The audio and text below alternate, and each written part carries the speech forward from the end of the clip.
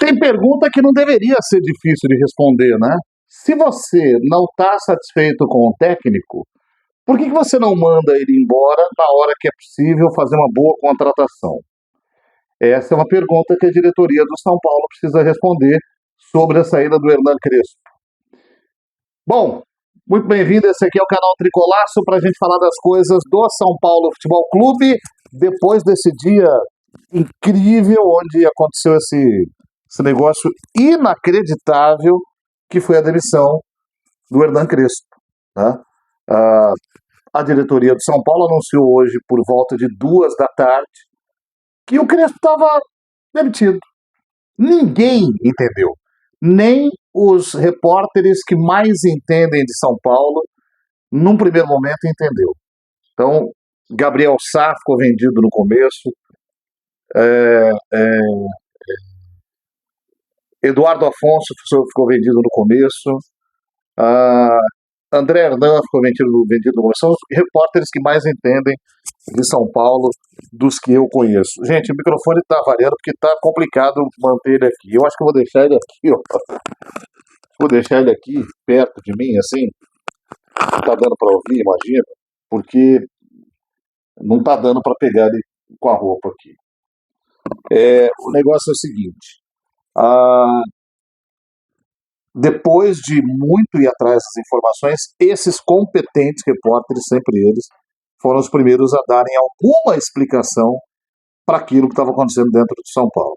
Então, o Crespo teria sido demitido porque a diretoria tem enxergado descompassos, ou seja, diretoria e técnico não têm falado a mesma língua, apesar do trabalho do Crespo para fora estar funcionando bem nesse momento, a diretoria entende que ele comete alguns equívocos e que os últimos definiram sua saída. Quais sejam, dar 3 dias de folga para os jogadores logo depois da eliminação do Campeonato Paulista, ter viajado para a Argentina nesse período de folga e algumas palavras, algumas respostas que ele deu em algumas entrevistas coletivas, além de alguma coisa de rotina de treinamentos, de aproveitamento de alguns jogadores no elenco, de algumas escalações sem muita explicação. Essa teria sido a real motivação, segundo a diretoria de São Paulo, para que o Hernan Crespo fosse demitido. Do lado de cá, o que a gente tem do Crespo? Um técnico que terminou o ano bem mais ou menos, que começou o ano mais para menos do que para mais, mas que depois acertou o time. Especialmente depois que o Rafinha chegou, que trouxe algum tipo de linguagem única para os jogadores e que ele conseguiu fazer uma escalação organizada e com frequência para que o time voltasse a jogar bem. E a partir daí, o time passou a apresentar resultados. O São Paulo é co-líder do Campeonato Brasileiro, é o segundo colocado, mas tem o mesmo número de pontos que o Palmeiras, por causa do saldo de gols. O São Paulo ganhou 2 jogos e empatou 1. Está invicto no campeonato.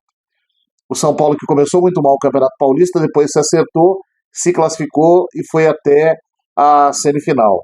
Ok, perdeu a semifinal para o Palmeiras, jogando muito mal, com muita responsabilidade do Crespo, mas é aqueles jogos que a gente acaba entendendo, é um clássico, tem suas dificuldades, tem o favoritismo do Palmeiras, que já é comum nesses últimos tempos, e eventualmente você vai errar, tudo bem, não errou, errou na hora talvez inadequada, mas são coisas que acontecem não só com o Crespo, com qualquer técnico.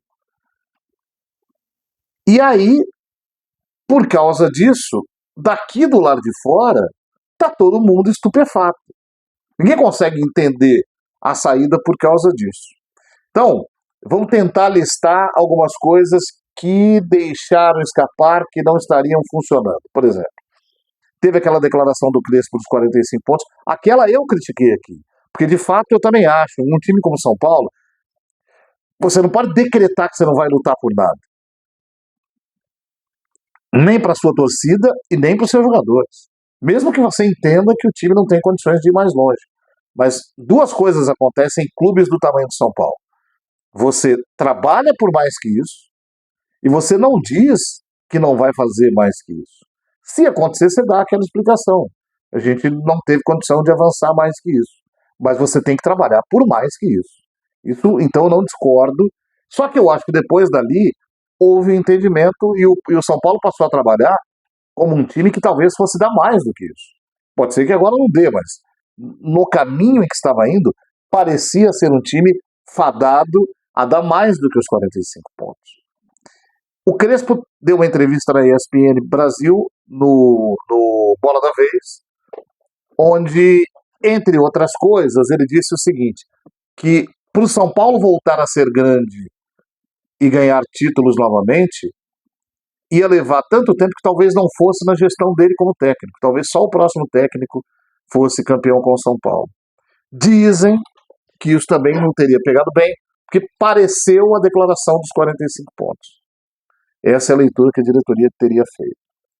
Bom, a outra é a questão econômica, que o São Paulo está cortando gastos. É curioso, né? Porque o Crespo com a sua comissão ganham um salário que não é muito diferente do que outras comissões no Brasil ganham hoje. Então, se o São Paulo estiver pensando em mudar por causa de grana, não vai ter muita opção no mercado. E aí começa a surgir a especulação de quem é que pode assumir o São Paulo. A torcida acha que o Felipe Luiz seria uma boa. Eu tenho dúvida, tá? Eu tenho dúvida. Eu acho que o Felipe Luiz está começando agora, pegou o Flamengo embalado, pôs sim a sua mão ali, mas talvez começar um trabalho zerado não seja tão bom para ele. Mas é um bom técnico.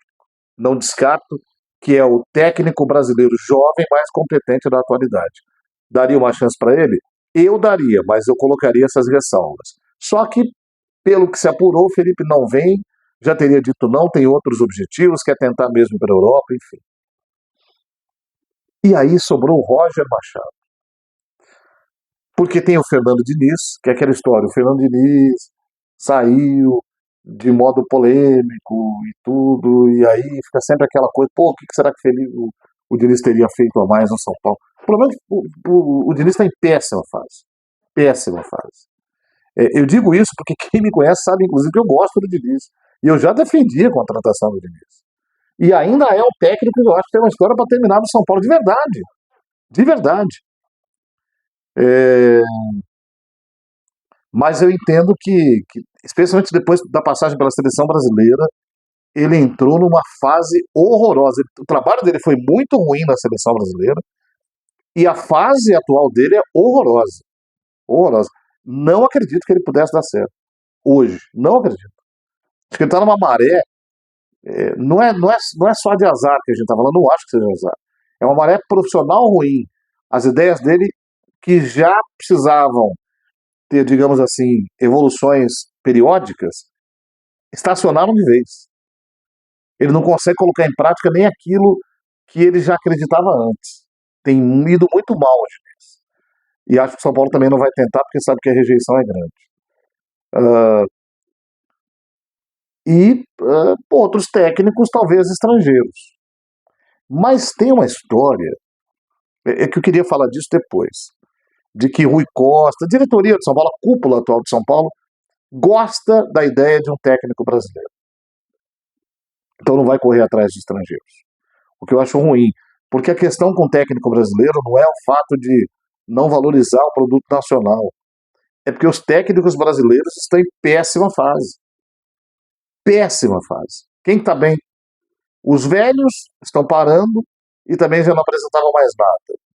Os jovens tiveram um período aí de explosão, mas na peneira passaram muito poucos. O Felipe Luiz passou na peneira, o Rogério, mas o Rogério está assim, o trabalho dentro do Bahia não é 100%, é bom, mas né, falta aquele molho. E não tem mais, cara. Não tem mais. Você vê, o Grêmio está com o Luiz Castro, o Internacional contratou o Pesolano, o Leonardo Jardim assumiu o Flamengo, quem está no Cruzeiro é o Tite, que é brasileiro, mas é um veterano, e que também andou patinando, agora com o título talvez se acerte. O Santos é o Vojvoda, o Corinthians está lá com o Dorival, mas que é um dos últimos moicanos que tem aí. O Palmeiras com o Abel. Aí a gente tem Estava outro dia o Atlético com o, o Sampaoli, que já saiu. Aí a gente vai ter. Quem é que está com um técnico brasileiro? Mirassol, o Guanais, que a gente não sabe que pode virar num time grande. O Wagner Mancini lá no Bragantino, pô. O Renato Gaúcho assumiu o Vasco agora. O outro estrangeiro, o Zubeldia, está no Fluminense. Então você vê que quando você vai pegar no Nacional, falta, cara. Porque não tem. É todo mundo muito fraco. E aí tem essa coisa do Roger Machado. Então eu vou falar do Roger aqui. Se me dissessem, você topa contratar o Roger Machado? Hoje, se fosse começo de temporada, talvez. Mas eu vou explicar o Roger Machado, por que que eu não cravo não, como muita gente, mas por que que eu também não cravo sim. O Roger Machado se encaminhou para o título brasileiro de 2024 com o Internacional, lembra? É o mesmo Roger Machado que encaminhou a queda, que não aconteceu, para a segunda divisão do Internacional, salvo pelo Ramon Dias. Então qual é o técnico que São Paulo vai contratar? É o Roger que quase ganha o campeonato, e de repente até conseguir ganhar, ou é o Roger que rebaixa o time? É o Roger que em 2026 assume o São Paulo e de repente vai para a cabeça e ganha a Copa do Brasil, ou ganha a Sul-Americana, ou dá um susto em meio mundo e ganha até o Brasileiro, e em 2027 cai, ou é o cara que classifica para a Libertadores em 2026, e em 2027 vai para um título? Eu acho que a gente ainda está muito perto do Roger, que quase ganha um ano e quase vira uma tragédia no outro. E eu não sei explicar qual é o Roger que quase ganha. Porque quando a gente começa a explicar o Roger que quase ganha, ele começa a cair. Então a gente sempre acha que entendeu o Roger, que talvez não entenda. E tem um detalhe curioso aí. Ele é amigo do Rui Costa.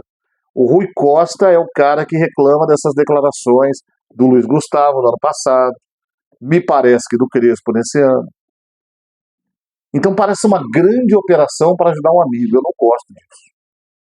Eu não gosto disso. E a informação de agora à noite é de que o Roger está acertando mesmo com o São Paulo.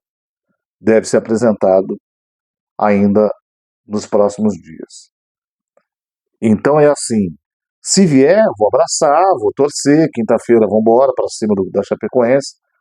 Acho que a tendência dele é fazer a parte positiva do trabalho agora, mas é aquilo, são 10 jogos que a gente sabe que pode dar certo. E depois? Eu tenho dúvida com relação a isso. Com relação ao Crespo, eu tinha ressalvas. Eu nunca fui um fã ardoroso do Crespo, mas também nunca detestei o Crespo fervorosamente. Eu acho que ele estava agora num momento tão bom quanto aquele da vitória do Paulista de 2021, porém melhorado. Eu acho que ele passou a entender os clubes do Brasil, o Campeonato Brasileiro, e o São Paulo estava fazendo muito certinho esse começo. Muito certinho.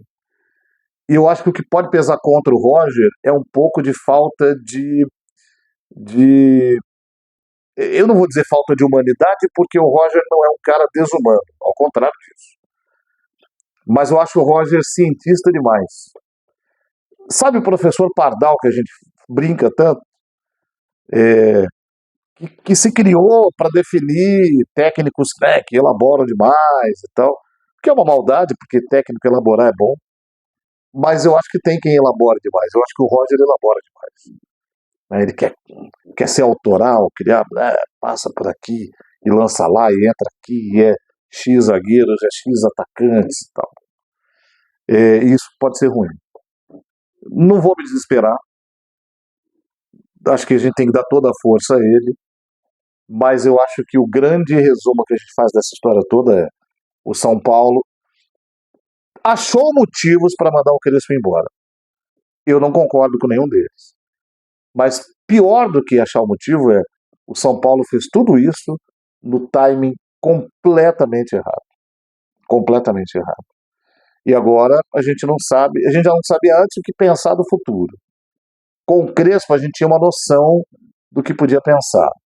Agora com o Roger, só o jogo a jogo vai poder dizer pra gente. É isso, pessoal. Valeu, até a próxima. Quem sabe falando de uma vitória da quinta-feira contra a Chape. Valeu.